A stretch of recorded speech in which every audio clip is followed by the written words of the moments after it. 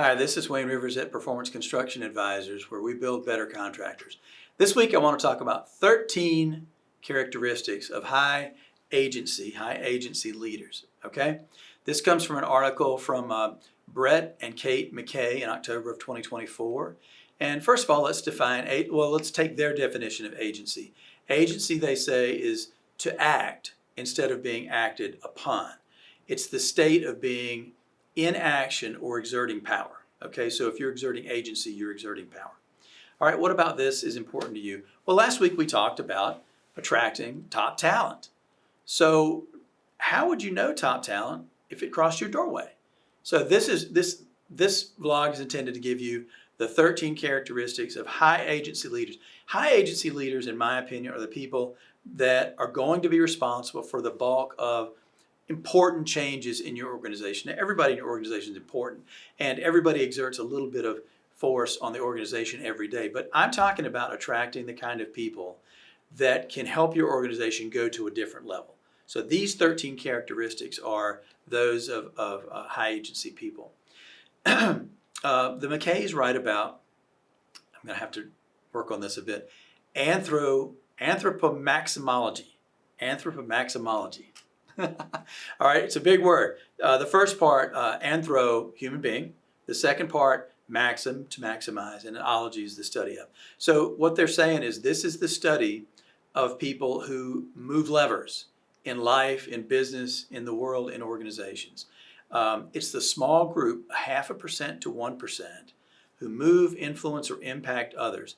These people add value to the lives of others. That's, when we say top talent, that's what you're looking for. All right, 13 characteristics. Here we go. I'll go through them pretty quickly. The first, they're never satisfied. And I'm gonna come back to that. Second, they have vision. They foresee outcomes. They foresee desirable outcomes in the future. Third, this is important, courage. If you remember The Millionaire Next Door, what was that? That came out in 1999 or 2002. So Dr. Tom Stanley. It was a big hit. I considered it a business book. It may have been among the biggest business book sellers. Business books don't sell very well. Certainly of that era, maybe of all time. But he characterized courage as the number one characteristic for entrepreneurs. Now, I think of most of us in the construction industry, and senior leadership anyway, as being entrepreneurial. And courage is certainly a component of being in construction and being entrepreneurial. Jerry Seinfeld had a great observation about, not so much about courage, but of fear, its opposite number. And he said that people's number one fear was public speaking, and their number two fear was death.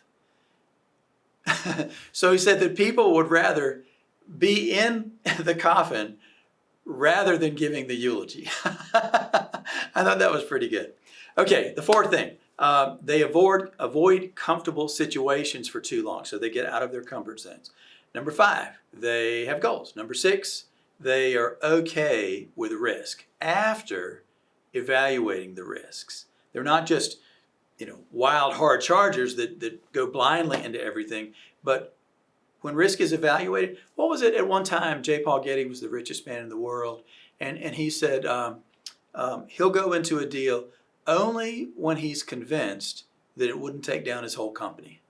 So that was his evaluation of risk. If I can do this thing and it's not going to ruin my other business, it's worth doing. Okay, that was his definition.